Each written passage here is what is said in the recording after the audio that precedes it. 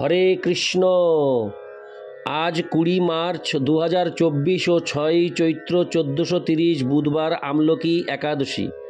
এই আমলকি একাদশীর দিন আমি শ্রীমদ্ ভাগবতম পাঠ করছি। আজ আমি পাঠ করব শ্রীমদ্ ভাগবতমের দ্বিতীয় স্কন্দ অষ্টম অধ্যায় মহারাজ পরীক্ষিতের প্রশ্নের শ্লোক 1, 2 ও 3।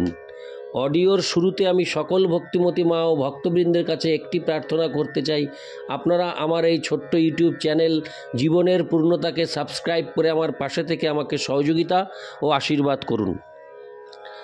নারায়ণ হে নারায়ণ ভবভয়হরণম নারায়ণ লক্ষ্মীকান্তম কমলনয়নম মঙ্গল চরণম নারায়ণ। অষ্টম অধ্যায় মহারাজ পরীক্ষিতের প্রশ্নের শ্লোক 1। রাজোবাচ ব্রহ্মণা চোদিত ব্রহ্মণ গুণাখ্যানে হো গুণস্য চ যস্मै যস্मै যথা প্রাহো নারদো দেবো দর্শন। অনুবাদ: মহারাজ পরীক্ষিত সুখদেব গোস্বামীকে জিজ্ঞাসা করলেন, হে ব্রাহ্মণ, ব্রহ্মা কর্তৃক উপদিষ্ট হয়ে দেবতার ন্যায় দর্শন বিশিষ্ট শ্রী নারদ মুনি কেমনভাবে এবং কাদের কাছে প্রাকৃত গুণরহিত শ্রী ভগবানের অপ্রাকৃত গুণাবলী বর্ণনা করেছিলেন। তাৎপর্য: দেবর্ষি নারদকে ব্রহ্মাজি সরাসরিভাবে উপদেশ দিয়েছিলেন।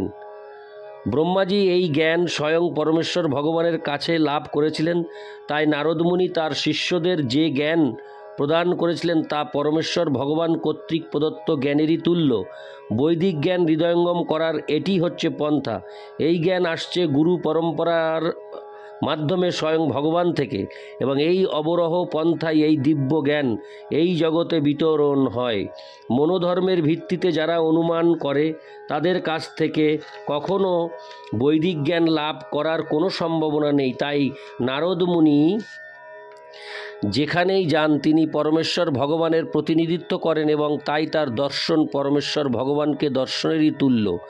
তেমনি যে শিষ্য পরম্পরা পুঙ্খানুপুঙ্খভাবে দিব্য উপদেশ অনুসরণ করে তা সৎ পরম্পরা, এবং এই ধরনের সৎ পরম্পরা যুক্ত সদ্গুরুদের পরীক্ষা এই যে ভগবান প্রথমে তার ভক্তকে যে উপদেশ দিয়েছিলেন এবং শিষ্য পরম্পরার মাধ্যমে যে উপদেশ গুরুদেব দেন তার মধ্যে কোনো পার্থক্য নেই। নারদ মুনি কীভাবে ভগবানের দিব্যজ্ঞান বিতরণ করেছিলেন তা পরবর্তী স্কন্ধগুলিতে বর্ণনা করা হবে।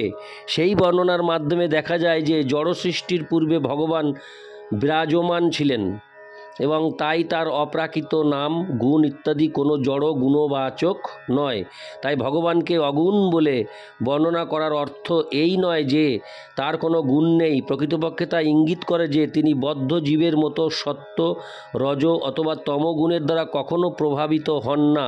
তিনি সমস্ত জড় ধারণার অতীত, এবং তাই তাকে এখানে অগুণ বলে বর্ণনা করা হয়েছে। ইতি শ্লোক 1। শ্লোক 2। এতদ্বেদিতুমিচ্ছামি তত্ত্বং তত্ত্ববিদাং বরো হরেরদুদ্ভূত বীর্যস্য কথা লোক সুমঙ্গলা। অনুবাদ: রাজা বললেন, আমি অপূর্ব শক্তিমান শ্রীহরির কথা শ্রবণ করতে ইচ্ছুক, যা সমস্ত লোকের, সমস্ত জীবের পক্ষে কল্যাণকর।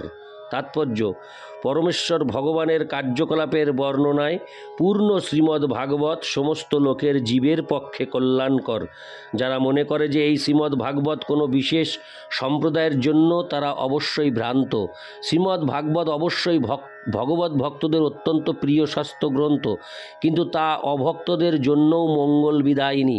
কেননা তাতে বর্ণনা করা হয়েছে যে মায়ার বন্ধনে আবদ্ধ অভক্তরাও একাগ্রতা এবং ভক্তি সহকারে পরম্পরার ধারায় ভগবানের প্রতিনিধির কাছ থেকে শ্রীমদ্ ভাগবতের বর্ণনা শ্রবণ করার ফলে মায়ার বন্ধন থেকে মুক্ত হতে পারে। ইতি শ্লোক 2। শ্লোক 3।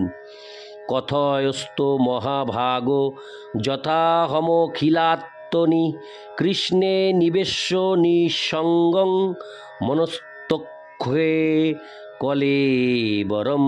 অনুবাদ: হে মহাভাগ্যবান সুখদেব গোস্বামী, দয়া করে আপনি শ্রীমদ্ ভাগবতের কথা বর্ণনা করতে থাকুন, যাতে আমি জড়গুণ থেকে সম্পূর্ণরূপে মুক্ত হয়ে আমার মনকে পরমাত্মায় পরমেশ্বর ভগবান শ্রীকৃষ্ণে নিবেশিত করে আমার কলেবর পরিত্যাগ করতে পারি।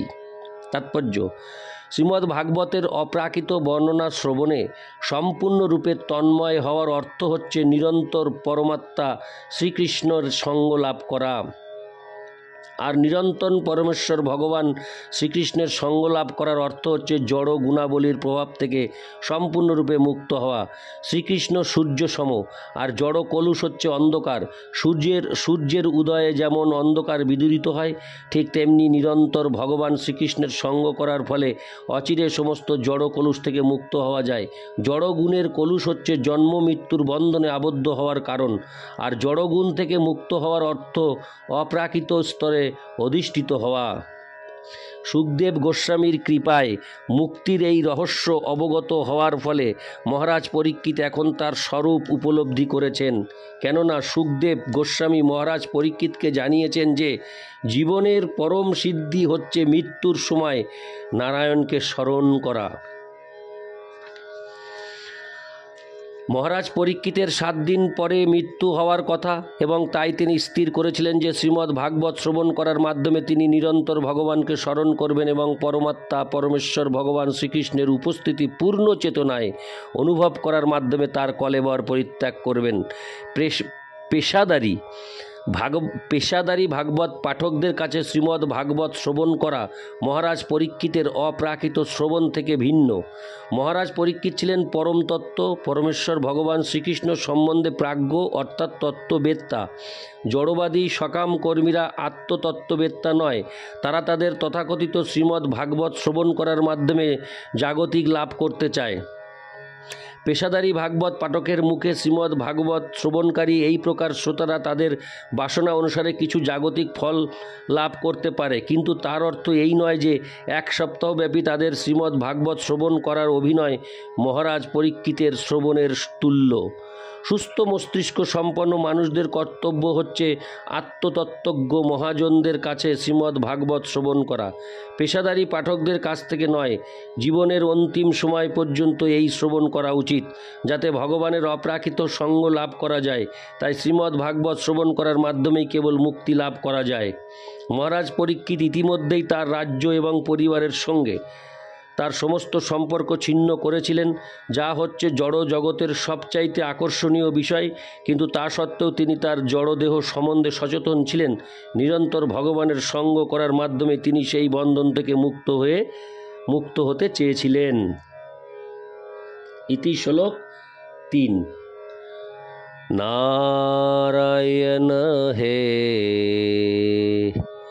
নারায়ণ ভবভয়হরণম নারায়ণ।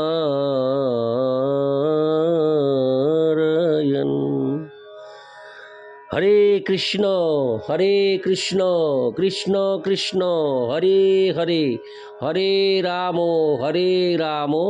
রাম রাম হরে হরে। জয় রাধে রাধে রাধে রাধে শ্যাম।